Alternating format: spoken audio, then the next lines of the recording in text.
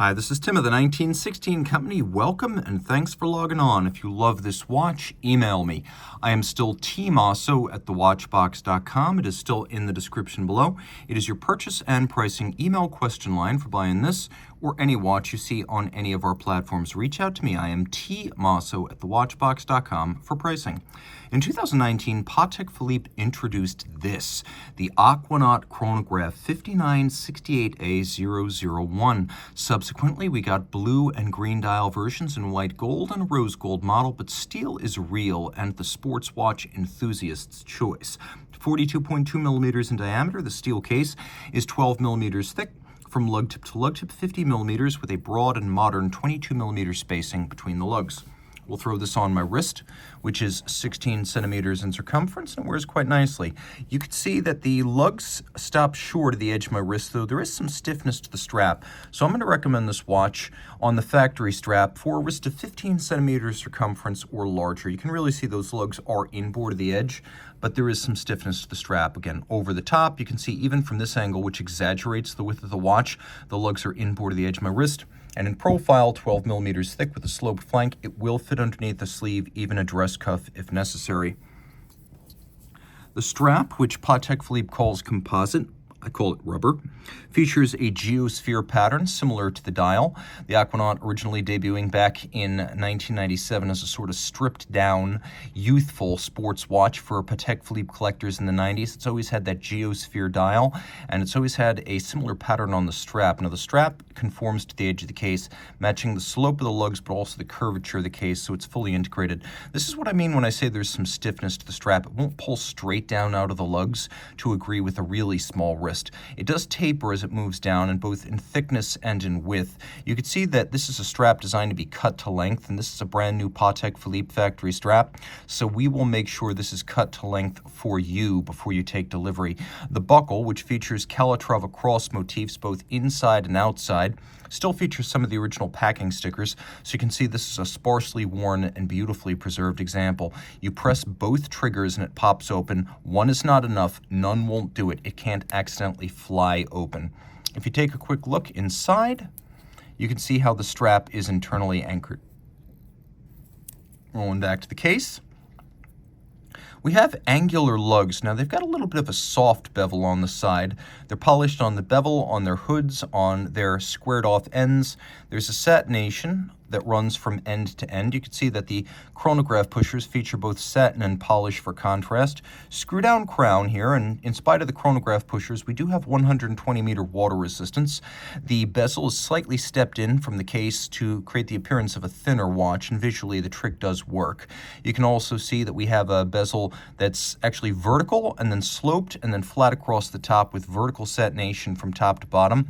It has a rounded polygonal profile, very similar to its big brother, the Nautilus, but you can see that the case assembly is a little bit more elementary, less complicated and less intricate. There is a pusher adjuster that's used for adjusting the date. You may ask why. It's because this movement was born on the 5960 annual calendar flyback chronograph, and so the annual calendar had 3 pusher adjusters for correcting the calendar. This is the same basic movement, albeit without the complete calendar, so you use the same type of mechanism, a pusher adjuster, to correct the date. Now, we do have a flyback chronograph, so reset and restart without first stopping. Great for timing events that occur in rapid succession, so you don't have to stop, reset, restart. With a flyback, boom, you just do it. Now, another feature I like here is that we've got a 60-minute chrono register. I find most of what I time with chronograph is more than, well, 1 minute, but less than 60. So I often find that a conventional chronograph, which has a 30-minute register, is not quite as intuitive. So I like to have the 60-minute register because I rarely time anything over 60 minutes, but it's nice to know if you're looking at 37, 41, or 53 minutes elapsed. The dial, the crystal, and the inner bezel all mirror the shape of the outer face, so they are shaped. We have white gold hands. We have applied white gold Arabic numerals, and we have little applied white gold indices outboard, offering just a little bit more luminescent punch than a Nautilus. So we'll take a look at the lume shot of this watch. It is quite easy to read. And actually, just for the sake of comparison, I'll show you a Nautilus chronograph so you can realize just how much better loomed the Aquanaut is. That's a 5980 right there. It's in a bag, mind you. but you could see that it has large, indistinct expanses of unloomed dial in the dark. Now we've got a little bit of a gradient here, sort of silver gray at the center, close to black at the edge, and then quite a few orange accents in the minute and seconds track, and then the minutes track inboard. So it's a lively watch. And if you look carefully, you can actually see that the minutes register echoes the shape of the bezel and the crystal. Now flipping it all over, the movement is the 28520. It's been around for a long time. It debuted back in 2006 as Patek Philippe's first in-house automatic winding chronograph. It remains a formidable movement, well-sized for the display case back of a big watch. It's a unidirectional winder with a 55-hour power reserve, a 4 Hz beat rate. It pivots on 32 joules. It has a Patek Philippe seal, a free-sprung Gyromax-style balance, an anti-magnetic Spiromax silicone hairspring. All of this in combination means Patek rates it as no worse than -3 plus 2 seconds per 24 hours, which is quite good. There's an unconventional column wheel, but you can see it around the edge of the case. It has a combination of steel levers and springs around it. Everything that is steel is satinated on its top, beveled on its side. Now, the column wheel makes for a very crisp actuation. Sounds sharp, feels sharp, well-defined. The vertical clutch system enables the chronograph to engage with the 0 stagger or jump, so it's a seamless engagement. And because there's no additional wear and tear with a vertical clutch, you can leave it engaged without endangering the watch. A lot of folks decide to use the seconds hand of the chrono as the seconds hand to tell the time because it's a relatively still dial with no running seconds. So what I like to do is set the watch a minute ahead and set it on the minute exactly.